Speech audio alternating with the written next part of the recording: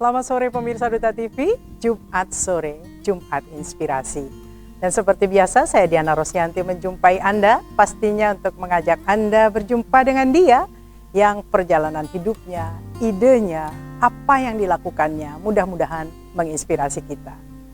Pemirsa, kita tahu bahwa 2024 adalah tahun politik, di mana seharusnya seperti yang sudah disampaikan bahwa pemilu atau pemilu serentak ini menjadi hajat besar, menjadi sebuah kegembiraan yang harus dinikmati oleh semuanya. Tetapi dinikmati dari sisi mana?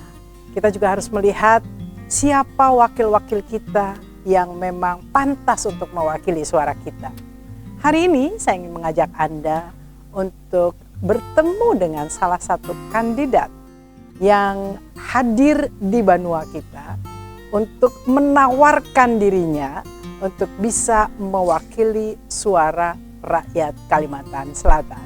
Dan sore ini saya sudah bersama Habib Hasyim Arsal Al-Habsyi.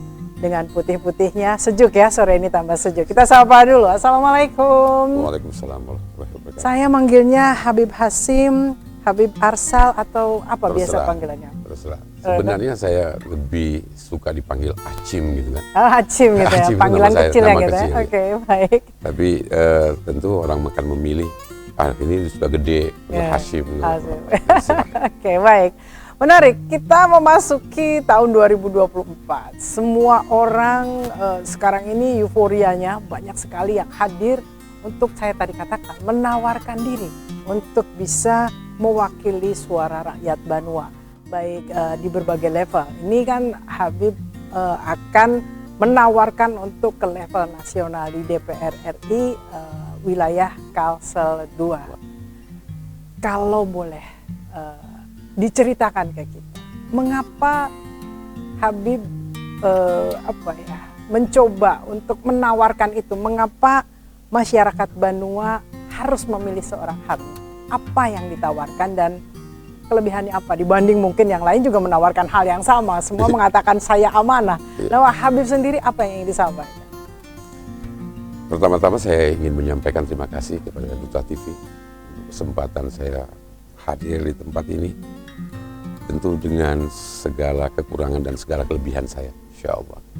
Dan saya berusaha semaksimal mungkin memperkenalkan diri saya kepada masyarakat, terutama karena saya sedang menawarkan diri untuk menjadi wakil mereka di pusat dan menjadi orang yang bekerja untuk masyarakat Kalsel secara khusus dan Kalsel 2 secara lebih khusus dan secara umumnya bangsa dan negara Republik Indonesia.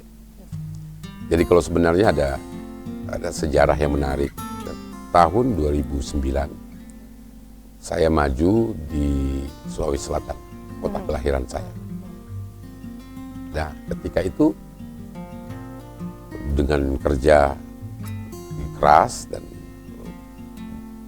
usaha yang saya berusaha lakukan dengan tim sukses saya, ternyata kita tidak menghasilkan satu suara yang cukup memadai kursi untuk bisa menduduki keterwakilan masyarakat yang representasi.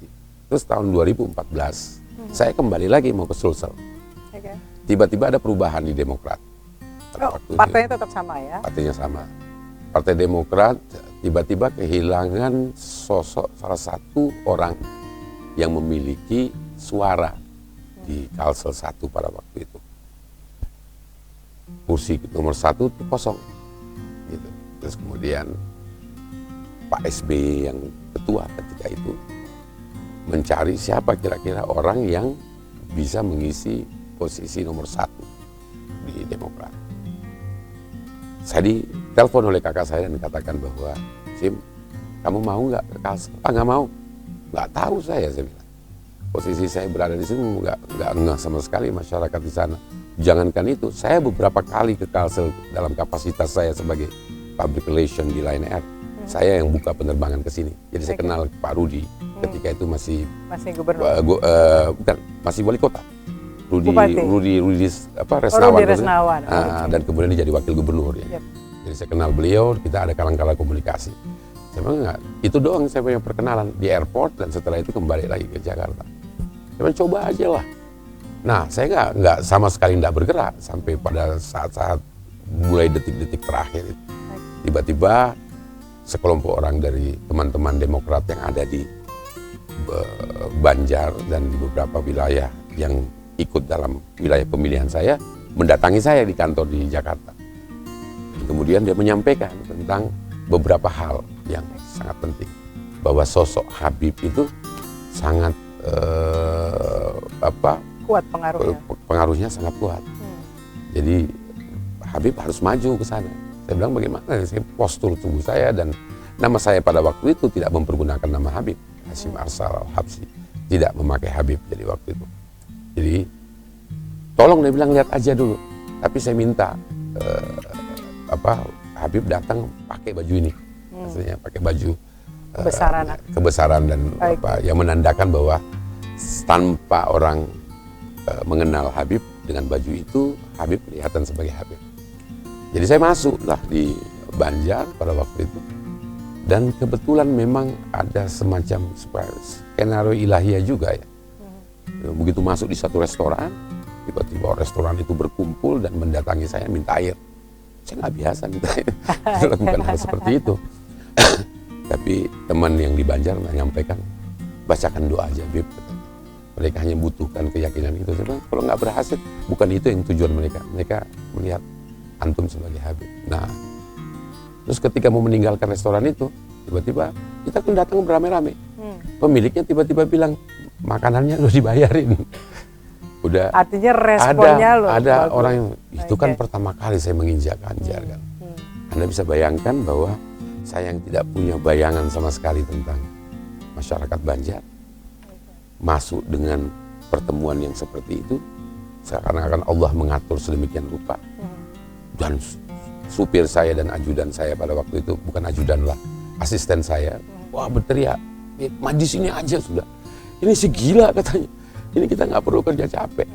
Ya, dan akhirnya berhasil. Ya, saya ketemu dengan satu tokoh, Habib Abdullah Al-Habsyi, dan dia menyampaikan pakai sorban, pakai imamah, sampaikan kepada mereka, bertemu dengan mereka, bukan dalam rangka untuk mengintervensi dan menekan pemikiran mereka tentang kehabiban saya. Tapi untuk menempatkan Anda sebagai seorang Habib yang sebenarnya yang patut dihormati. Saya bilang saya ini manusia biasa. Kalaupun saya Zuriyah, saya tidak memiliki kapasitas atau yang melebihi dari orang-orang lain. Tapi dia bilang tidak. Urusan Zuriyah ini dan urusan pencintanya itu berbeda tadi. Nah, saya diberi kesempatan pada satu ketika ketemu dengan Guru Mukhtar almarhum. Kalau saya tidak salah di Brabai. Dan beliau yang menyampaikan, Habib, jangan sombong. Loh, saya sombong gimana, Guru? Karena masih ragu untuk Saya ragu, saya tidak memberikan tangan saya kepada orang. Terus dia katakan begini, Anda sombong. Saya bilang, Guru maafkan saya. Oh, mulai belajar saya bahasa Banjar. Pian menyampaikan, ulun sombong itu dalam sisi apa?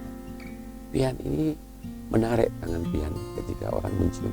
Bukan pian yang dicium oleh mereka. Sidin Sebrataan ini tidak mencium tangan Hasyim, tapi mencium Zuriyah Rasul. Wah, saya terpukul dengan pernyataan itu. Terus maksud Anda, apa yang ada dan berlaku kepada pian Habib? Sesuatu yang ditandai oleh Allah yang bukan kebetulan dan bukan sesuatu yang harus dipertanyakan. Baik. Tapi bagi kami itu adalah pertanyaan, sejauh mana kami mencintai Zuriyah Nabi. Adalah mudah katanya mencintai Zuriyah Nabi yang baik. Adalah mudah mencintai seseorang yang baik. Tapi ketika bertemu dengan Zuriyah Nabi yang kurang, di situ ujian bagi kami. Bagaimana kita mencintai Rasulullah dengan implikasinya terhadap orang-orang yang ternyata tidak lebih baik daripada kami. Tapi bukan di situ. Ini ujian bagi kami, mungkin ujian bagi pian juga, kata dia. Itulah yang kemudian mendorong dan akhirnya membulatkan. Ya, membulatkan ketika itu saya bergerak. Berhasil ketika yang kedua. Ketika itu secara suara berhasil, saya 50.000 lebih suara saya yang nyocok satu ya. Ya, tapi tidak memadai untuk mengangkat satu kursi. Karena yang lainnya ternyata nomor 2, 3, 4 itu tiba-tiba melempem semua. Terus kemudian suara partai tidak memenuhi persyaratan untuk mengangkat. Jadi suara itu sedikit saja selisihnya untuk dapat kursi ke-6. Baik. Tapi saya tidak pernah merasa gagal. Baik. Anda bisa bayangkan 50.000 orang mencocok nama saya. Itu sudah modal ya. Bukan cuma modal, berarti saya telah memobilisasi 50.000 orang. Coba 50.000 orang kita taruh di sini. Cukup tidak? Baik. Untuk meyakinkan mereka untuk mencocok saya sampai 50.000 orang itu, menurut saya berhasil. Yang tidak berhasil itu ternyata ada orang yang mendapatkan jumlah yang lebih besar. Lebih besar. Jadi 50.000-nya signifikan untuk seorang Habib Hasyim yang baru terjun ke Kalsel Iya, 1. Kalsel. Lalu yang ketiga, Nah, ketiga, kembali maju. kembali maju karena pada waktu itu saya memilih Prabowo. Oke. Dan PAN bersikap lebih tegas daripada Demokrat ketika itu. Oh, jadi berpindah partai. Dari 2019 itu saya pindah. Oke. Jadi itu hasil kontemplasi saya dan konsultasi saya dengan beberapa orang. Baik. Untuk mengatakan coba PAN gitu kan. Dan kemudian masuklah saya di PAN. Saya juga berhasil juga karena Pangeran itu berhasil karena mendapatkan suara saya juga. Berapa? Pada waktu itu 39.800. Oke. Oh, jadi lari ke atas. Agak turun sedikit dari suara saya di Demokrat ketika itu. Oke. Nah, tadi saya ingin menyampaikan, saya kembali ke Demokrat awalnya karena ada keinginan saya untuk bergabung dan menyokong Anies misalnya. Tapi ternyata kan beda lagi ceritanya dan ada pengetahuan yang ada di baliknya, saya tidak perlu sampaikan. Tetapi ada alasan yang sangat kuat bagi saya untuk menjaga Demokrat. Dan saya melihat konsistensi Demokrat di tengah-tengah politik ini cukup memadai. Dan bisa dibanggakan. Ini menarik. 3 kali gagal. Nah, 3 kali gagal. Yang keempat tetap maju. Tadi dengan cerita bahwa ada pertama, kedua pakai dengan Demokrat, kedua sempat ke PAN, keempat sekarang ke Demokrat kembali. Itu kan sesuatu yang orang akan melihat udah gagal 3 kali loh, gitu lah. Orang kalau melihat gitu, nggak bosen kah, gitu kan? Nah sekarang di yang keempat, walaupun tadi Habib mengatakan bahwa saya tidak pernah merasa gagal, hanya suara saya tidak cukup untuk terwakilan di pusat. Nah pertanyaannya adalah yang keempat, apa yang bisa membuat Habib cukup percaya diri, apalagi ini pindah wilayah lagi nih kan. Awalnya kalau satu pindah wilayah, apa yang membuat Habib cukup percaya diri? Yang kedua, apa yang ditawarkan sehingga mereka yang di wilayah Kalsel 1 mau menitipkan suaranya, istilahnya mencoblos begitu ya, pada Habib Hasyim ini. Tapi tahan dulu jawabannya, kita akan kembali masih bersama dia sesaat lagi.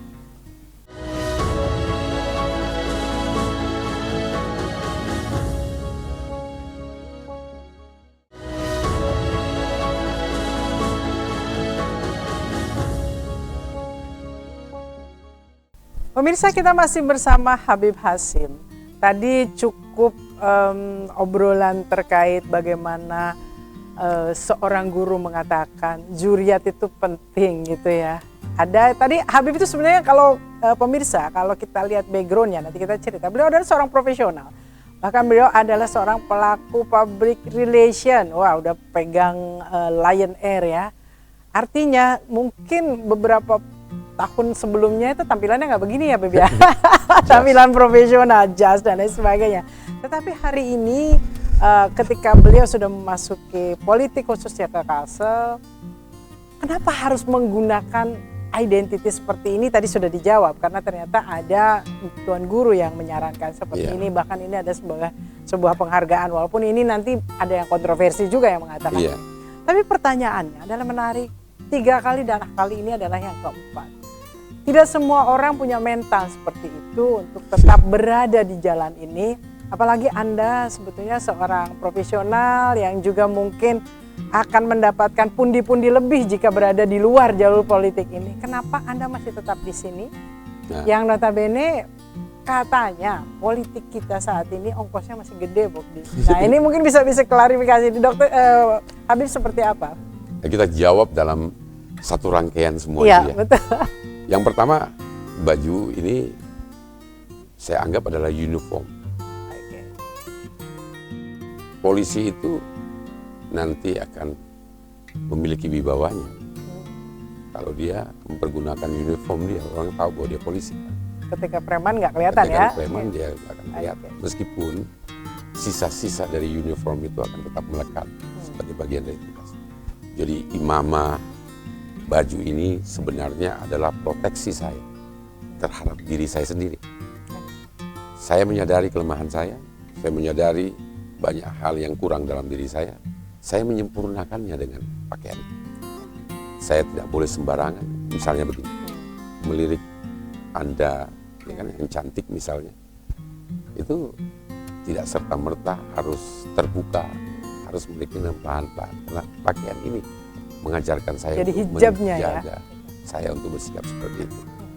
Melihat seorang wanita yang terbuka, saya pasti tidak akan melihat dia langsung dengan pakaian ini. Tapi kalau saya pakaian biasa, kalau saya membelalakan mata nggak apa-apa. Tapi dengan pakaian ini saya nggak bisa. Saya harus hargai itu.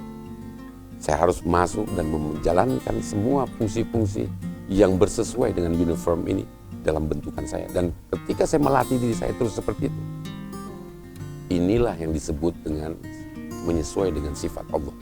Apa itu sifat Allah? Sattarul uyub. Apa itu sattarul uyub? Melindungi diri kita dari aib. Allah itu maha melindungi dan menutupi aib seseorang. Anda itu belum tentu sempurna. Tapi tidak boleh ketidaksempurnaan itu Anda seruakan di hadapan orang. Ada istilahnya,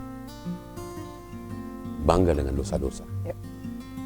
Orang yang bangga dengan dosa-dosa itu akan kena murka Allah yang sangat dahsyat. Kenapa? Dia membuka dosa yang mungkin orang lain tidak tahu. Ketika dia mengatakan, saya berhubungan dengan perempuan itu, saya tahu cewek itu pernah bersama saya dengan sesuatu yang haram dia lakukan, disampaikan kepada orang yang tadinya orang lain tidak tahu. Allah murka kepada orang itu. Karena Allah menutup itu sebagai aib. Tapi dia membukanya. Itu adalah bangga dengan dosa-dosa. Jadi sifat dasar manusia itu memiliki sifat dasar di mana kadang-kadang dia tanpa sadar bangga dengan dosa-dosanya. Dan tanpa sadar. Ini adalah mencoba untuk meminimalisasi ya faktor X yang tidak baik itu dalam diri saya untuk tidak menyeruak di hadapan orang. Mungkin tanpa baju ini saya bisa menjadi manusia yang paling jahanam. Tapi dengan baju ini saya sadar bahwa tidak boleh saya lakukan seperti itu. Mungkin bagi sebagian orang dikatakan, oh itu munafik. Oh tidak, saya tidak katakan itu munafik. Ayah saya mengajarkan begini. Ketika anaknya berkenalan dengan seorang lelaki dan memiliki keinginan dan ketertarikan dengan lelaki itu, ayah saya bertanya kepada anak perempuan, nah kalau dua lelaki mendatangimu, satu berkata jujur tentang kelemahan dia dan satu menutupi dan tidak berkata apa-apa tentang kelemahannya, kira-kira yang mana yang kau terima? Spontan kakak saya yang perempuan berkata, ya tentu yang jujur. Karena yang jujur. Ayah saya berkata begini, salah kau nak. Kau terperangkap oleh permainan iblis. Nah, orang yang jujur atas kelemahannya dan kesalahannya, itu orang yang tidak memiliki potensi untuk memperbaiki kelemahan dan kesalahannya. Orang yang menutupi kesalahan dan kelemahannya, selain Allah menutupi kelemahan itu, dia akan berpotensi untuk menjaga. Contoh katanya, dia katakan, saya ini kan peminum. Jadi kalau kamu tidak suka dengan saya seorang peminum, ya saya lagi berusaha berhenti meminum. Terus satu ketika ketemukan dia meminum, ya kan saya sudah ngomong. Dulu saya sudah jujur sama kamu, saya peminum. Jadi kepermisif akhirnya ya. Terus kemudian kalau dia katakan, oh saya bukan peminum. Saya orang baik, saya tidak pernah bersentuhan dengan hal-hal seperti itu. Satu ketika dia sedang menyentuh minuman keras dan ada orang yang mendengar perkataan dia dulu, dia langsung tutup. Dia tiba-tiba melakukan satu gerakan untuk menyesuaikan dengan apa yang menjadi ekspektasi masyarakat. Jadi ekspektasi masyarakat itu harus dijaga melalui doa dan perkataan baik. Tetapi yang melebihi dari itu adalah berbuat sesuatu untuk memperbaiki apa yang telah menjadi kelemahan. Jadi baju ini sebagai adalah penjaga menutupi kelemahan saya. Tapi efeknya yang lain, saya mendapatkan juga penghormatan dari pian-pian seberatan karena baju ini. Betul tidak? Ya. Ketika saya hadir di satu tempat yang tadinya minuman-minuman keras, disimpan semua minuman kerasnya. Karena ngelihat ada Habib datang dengan baju seperti ini. Oh, saya pun jadi efek positif bagi sesuatu. Seorang perempuan satu malam di tempat saya sedang berduaan di tempat di motornya sama seorang laki-laki. Pasti bukan suami istri. Ketika saya jalan memakai ini, langsung berhenti dan menjaga jarak. Nah, gitu. Jadi ada hal yang saya lakukan demi saya dan ada hal yang terjadi demi orang lain. Baik. Kenapa masih bertahan di pertarungan politik ini? Pada 3 kali, walaupun tadi mengatakan saya sudah mencapai, tapi tidak quorum saja suaranya. Kenapa masih terus? Selalu ada harapan. Selalu ada harapan. Selalu ada harapan, dan harapan itu makin lama dia bukan menguat ya. Makin jelas tujuannya. Baik.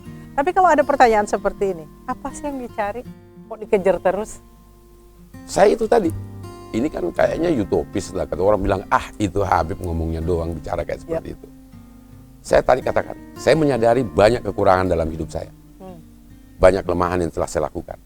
Dan banyak mungkin perbuatan salah yang telah saya lakukan dalam hidup saya. Saya pengen kemudian menyerap kekuatan yang Allah telah berikan kepada saya, baik dalam pengetahuan, dalam berbagi sikap dan pergaulan saya, untuk kemudian saya abdikan kepada masyarakat. Saya tidak berharap banyak dari hal seperti itu, tetapi saya melihat bahwa sebagai seorang wakil rakyat, saya bisa setidak-tidaknya mempengaruhi wakil-wakil rakyat lain untuk sama-sama berpikir seperti itu. Sederhananya begini, Anda ini punya, sebagai orang Kalimantan Selatan, punya 11 orang anggota DPR RI, punya 4 DPD, berarti ada orang 15 orang. Sekarang pertanyaannya, apa yang dilakukan 14 orang atau 15 orang? Kenapa tidak berdaya guna? Bukan karena mereka tidak mampu. Jangan bilang dong, baru saya katakan bahwa mereka tidak mampu. Salah saya. Saya memfitnah seseorang yang mungkin saja bekerja. Tapi kenapa dia tidak bersuara? Tidak besar, tidak berefek. Karena mereka tidak menyatu. 15 orang ini bekerja sendiri-sendiri. Saya akan datang untuk mengajak mereka untuk bekerja bersama-sama. Saya akan mengajak mereka untuk di mana wilayah yang kita miliki dan kapabilitas yang kita mampu, kita besarkan di situ. Yang kurang diisi oleh teman kita yang kurang lain. Jadi selama kita bekerja nanti, berkolaborasi 15 orang ini untuk menciptakan Kalsel yang besar, Kalsel yang menyatu. Kalau kalian sendiri-sendiri melakukannya, oke, yang 1-2 orang akan meng-acknowledge itu. Tapi tidak akan mungkin berhasil. Tapi bagaimana caranya? Saya bersama tim punya program yang namanya Sapa Habib Hashim. Sapa itu pasti bukan hanya sekedar menyapa kan? Apa isinya itu? Sistem administrasi pengelolaan aspirasi. Yang nanti dibungkus di dalam satu super apps. Super apps yang nanti akan di-download melalui iOS atau Android Play Store. Nah, mereka, setiap orang-orang yang berada di situ akan masuk di dalam situ, dan kemudian kita akan mulai mendata dan mereka bisa melakukan komunikasi. Kebutuhan mereka seperti apa, dan kemudian inilah kemudian kita kelola aspirasi mereka untuk menjadi sebuah kekuatan untuk mengetahui. Nah, setiap caleg atau legislator dari Kalsel kita harapkan memiliki ini. Sehingga kemudian mereka bisa membangun. Nanti akan kita bangun super apps untuk mewakili semua mereka. Meskipun partai berbeda, tetapi dengan masyarakat yang sama. Karena hanya ketika melakukan sesuatu ke Banjar kan tidak bisa memilih. Ini yang mana orang yang milih saya? Yang mana yang memilih Karena saya? akhirnya untuk Banua secara keseluruhan. Secara keseluruhan Banua.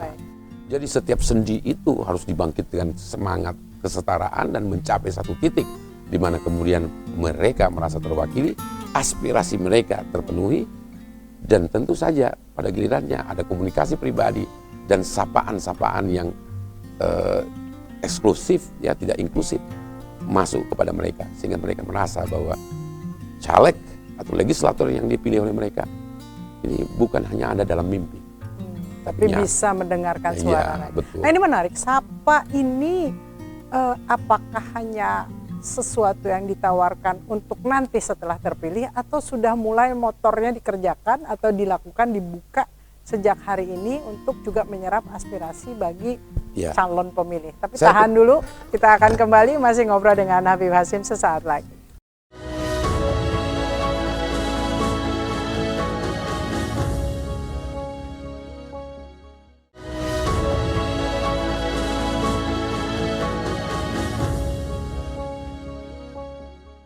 Pemirsa, setiap caleg gitu ya, kan biasanya juga bicara soal tagline, visi misinya. Nah, ini kan dibungkus dalam Sapa Habib Hasyim. Sistem administrasi pengelolaan aspirasi, tadi Habib sudah jelaskan bahwa ini akan merupakan sebuah apps di mana masyarakat terbuka untuk bisa menyalurkan aspirasinya. Itu pastinya nanti kalau sudah terpilih ya. Di dalam aspirasi itu pasti harus juga Banua. Tetapi uji cobanya kan sekarang nih. Sekarang ketika menjaring pemilih yang mau menitipkan suaranya kepada Habib. Bagaimana cara Habib mensosialisasikan ini kepada masyarakat khususnya di wilayah konstituen Habib? Jadi kita mempergunakan multimedia lah ya, multi sistem dalam media, baik dari media sosial. Nanti kita akan cantumkan nomor telepon, WA kami, dan kemudian website kita yang kita katakan Habib. Apps ini saya harapkan, insya Allah kalau saya terpilih, itu tentu akan menjadi sebuah kekuatan yang dimiliki oleh masyarakat untuk bisa mengontrol dan mengetahui kerja-kerja saya dan apa yang mereka harapkan. Dan mereka bisa melakukan interaksi yang besar.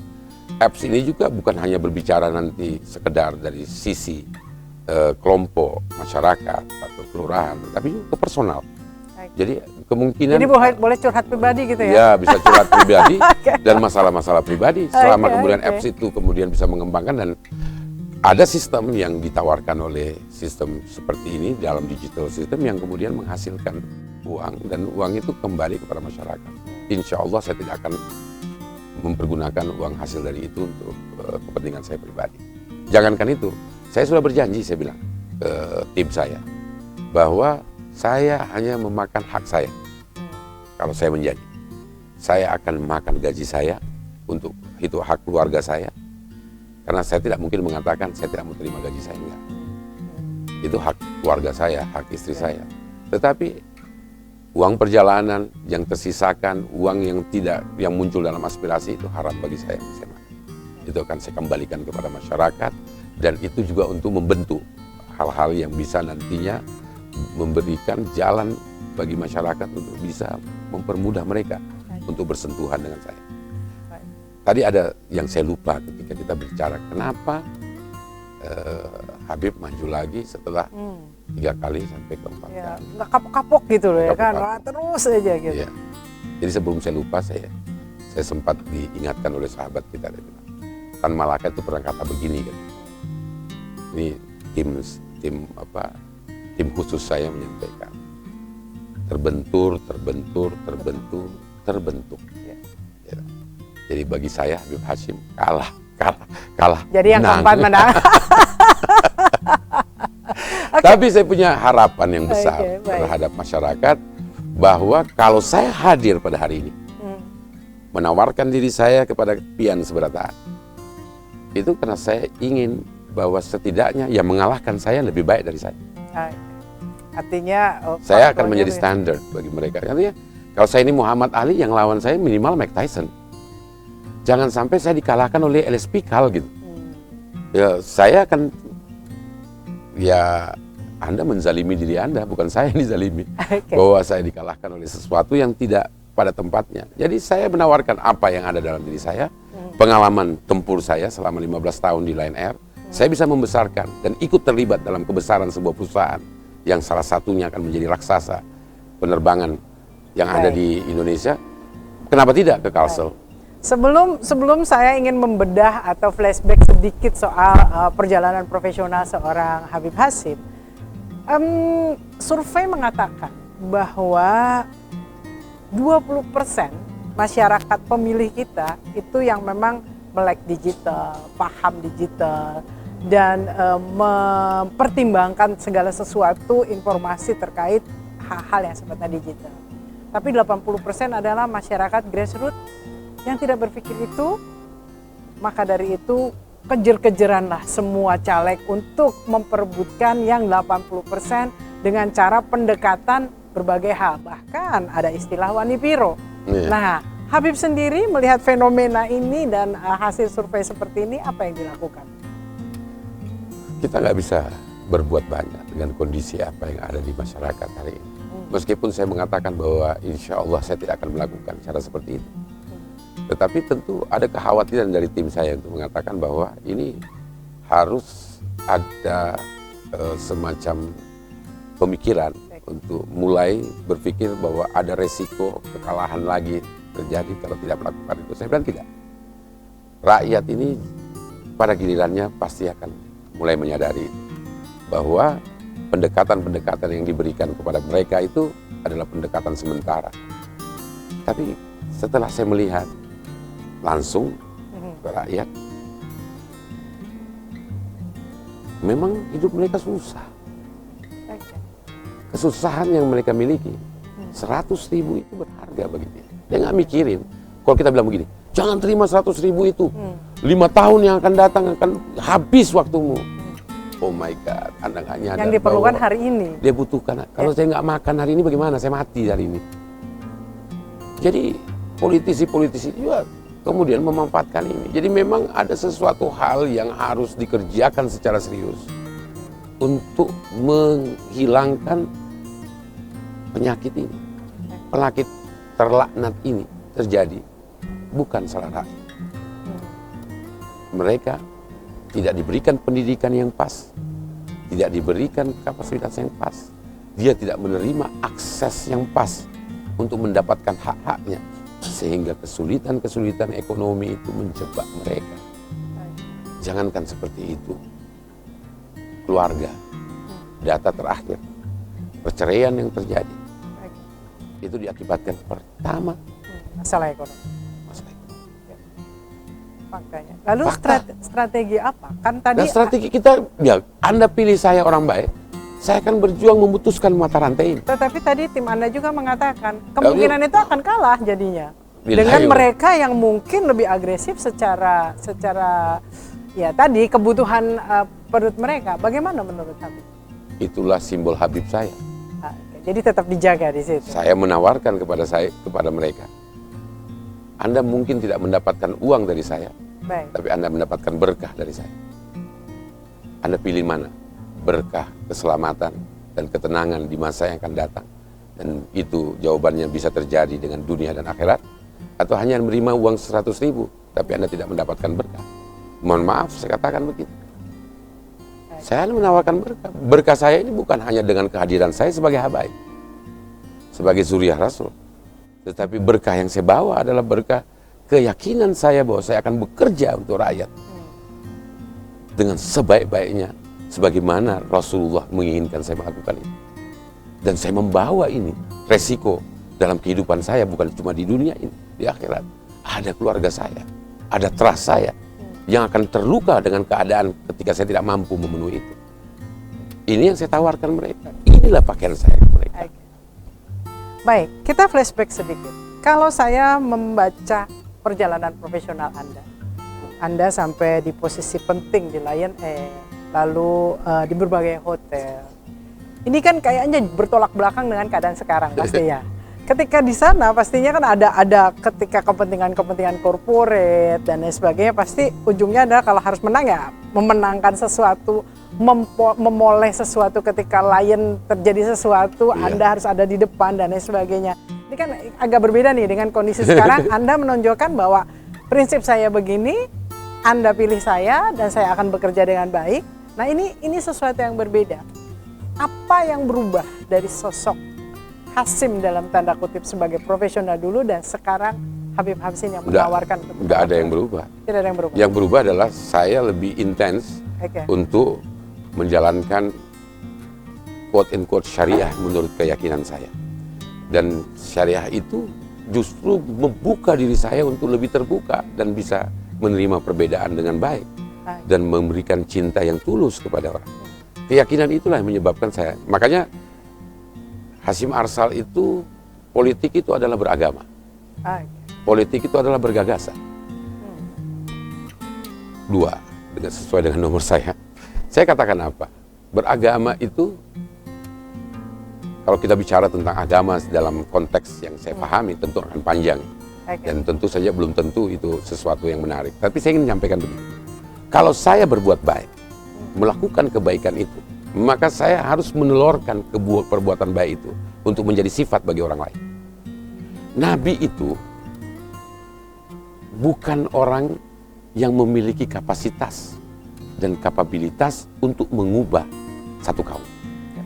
Bukan.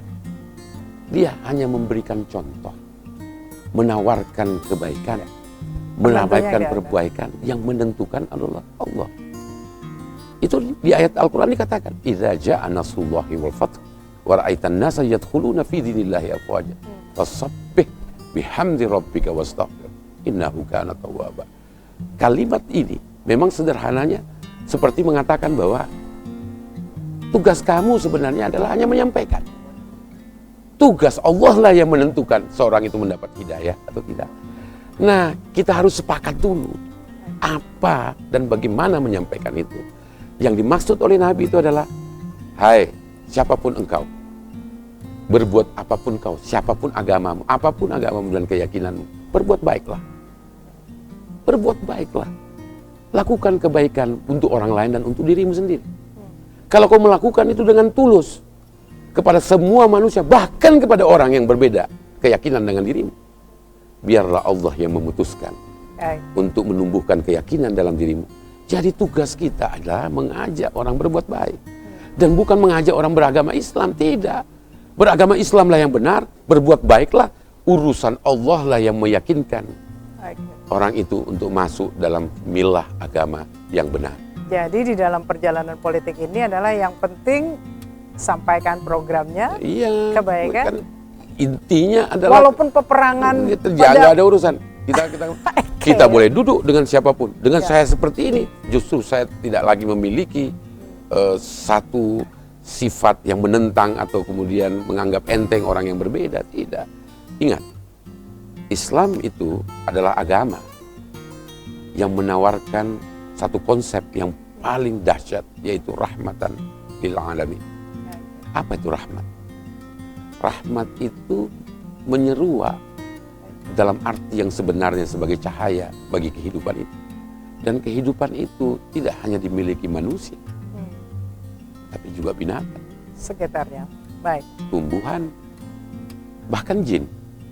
Anda tidak boleh semena-mena di satu tempat yang Anda tidak melihat ada orang di situ. Karena ada makhluk Allah juga yang melihat Anda di situ. Makanya Islam mengajarkan Anda untuk berakhlak. Yang bahkan penting itu itu berakhlak itulah puncak dari segala sesuatu. Jadi biarkan Allah yang menggerakkan hati orang-orang ini untuk memilih, bahwa kebenaran itu miliknya Allah dan kebenaran kita hanya membawakan satu. Jadi gini loh, kalau Rasulullah Shallallahu Alaihi Wasallam tidak membawa akhlak yang baik, tidak akan mungkin manusia-manusia di sekitarnya akan mencintai dia dan mengubah sikap dia untuk. Nah, inilah yang penting. Magnet ya. Magnet yang sangat Jadi dahsyat. magnet yang ditawarkan oleh Habib adalah itu, bukan amplop ya. Insya Allah. Bukan amplop. Nanti kalau saya sudah jadi, kalau kamu pian sakit datang, saya ada amplop. Oke, baik. Bib, ada yang menarik Bib, bahwa orang mengatakan politik itu penuh kepentingan. Sehingga bisa berubah 180 derajat, bahkan 360, tapi sangat berlawanan. Juga politik itu selain syarat kepentingan juga ada yang melabeli adalah kotor. Bagaimana Habib nanti bisa tetap berada dengan prinsip-prinsip Habib di dalam kondisi-kondisi seperti itu. Kita akan kembali, masih kita obrolkan dengan Habib.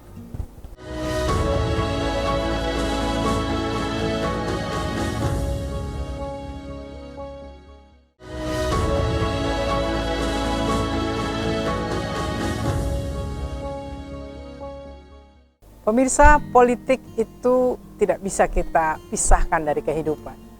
Politik itu hidup, dan di dalam hidup itu juga banyak kepentingan. Habib, tadi kita sudah tanyakan bahwa di dalam politik itu karena sebuah kepentingan bisa berubah haluan. Mungkin Anda misalkan tadinya memakai jaket X karena Y, lalu karena X ini berubah, bagaimana Anda harus mundur sementara Anda berada di dalamnya? Termasuk juga adalah ketika nanti Anda insya Allah masuk Senayan, di sana ada banyak kepentingan. Satu sisi juga tidak bisa Anda mengatakan bahwa saya berdiri atas kepentingan sendiri, tetap di situ ada partai, ada jaketnya. Apa yang Habib lihat dari kondisi ini? Jadi menurut saya kepentingan itu sah, boleh. Masalahnya kepentingan ini harus berada pada jalur yang mana. Kalau jalurnya adalah demi kepentingan banyak orang, kepentingan itu penting. Atau ketika kepentingan itu menyangkut hubungan Anda dengan pribadi dengan seseorang yang bisa mengupgrading Anda dan memberikan nilai tambah terhadap kualitas dan kemampuan Anda untuk melakukan sesuatu, maka di situ ada kepentingan pribadi, tetapi di balik itu ada kepentingan orang lain. Tapi dalam Islam sebenarnya begini. Yang pertama itulah ku anfusakum wa ahlukum nara. Jaga dirimu dan keluargamu dari api neraka. Jadi yang paling pertama, kepentingan kita pribadi dulu terpenuhi secara jelas. Ketika kepentingan pribadi kita terpenuhi, baru kemudian kita mulai melangkah untuk memikirkan orang lain. Jadi kalau rakyat itu dia harus dipenuhi dulu sandang dan pangannya. Kebutuhan dia terhadap pendidikan, terhadap kesehatan, terhadap transportasi, itu harus memenuhi persyaratan. Itulah gagasan kita di dalam Sapa Habib Hashim. Dan kemudian setelah itu mereka bisa berangkat dan memilih. Maka politik ini yang tadinya adalah kebutuhan tertier atau lux dalam kehidupan mereka bisa menjadi premier. Kenapa menjadi premier? Karena bisa membantu itu. Ya, membantu banyak hal. Premier itu adalah target kita untuk menuju ke arah hal-hal yang berbau sesuatu yang di luar kapabilitas yang kita katakan sebagai kewajiban dan kepastian yang harus dipenuhi. Contoh begini, kalau mandi pakai sabun, tahun 1940-an sampai 1930-an, mandi pakai sabun itu dianggap lux, kebutuhan lux. Tapi ada nggak orang sekarang yang ekonominya lemah tidak pakai sabun kalau mandi? Sabun berubah menjadi premier. Kita pengen pendidikan menjadi premier. Tapi sementara ini mungkin rakyat belum merasakan itu, tapi pemerintah harus menjalankan itu dan mendorong itu menjadi sebuah premier. Kebutuhan bahwa anak mereka harus sekolah sampai pada level sarjana dan sangat cerdas, itu menjadi kebutuhan primer satu keluarga. Bagaimana memenuhi ini? Awalnya harus diinjeksikan oleh pemerintah melalui aturan-aturan yang memudahkan mereka untuk mendapatkan itu. Tapi setelah mereka yakin bahwa ini adalah harga diri, adalah kebutuhan primer, insya Allah tidak akan ada masalah bagi mereka untuk mendapatkan pencapaian itu. Tapi kalau Anda dorong orang masuk ke pendidikan tapi tidak pernah merasakan itu penting, tak bisa juga. Kalau mereka masih tertumbuk dengan masalah sandang dan pangan, nggak bisa juga. Atau kalau mereka habis dengan dananya di transportasi, ya selesai juga, nggak akan bisa. Jadi memang ini adalah sebuah kerja keras, kerja bareng, kombinasi, tidak hanya bisa dilakukan oleh seorang legislator. Saya jadi pembohong kalau bisa melakukan perubahan itu. Tapi minimal saya katakan apa? Kepada teman-teman yang terpilih, kalau saya terpilih, insya Allah, ayo kita sama-sama kerja nih untuk Kalsel. Kita tidak bisa bicara banyak dulu, tapi kita jadikan ini role model bagi kita untuk menjadi model bagi sebuah kerjasama antara legislator yang terpilih. Kolaborasi ya. Kolaborasi dan sinergi dari semua legislator sehingga semua bisa memberikan dampaknya kuat, tidak sendiri-sendiri hanya atas kepentingan. Menarik adalah terakhir, Habib. Seseorang menitipkan keterwakilannya dalam suara, harus ada ikatan yang kuat. Orang akan melihat Habib sudah Habib, katanya Habib itu terlalu tinggi, satu sisi bukan orang Banjar.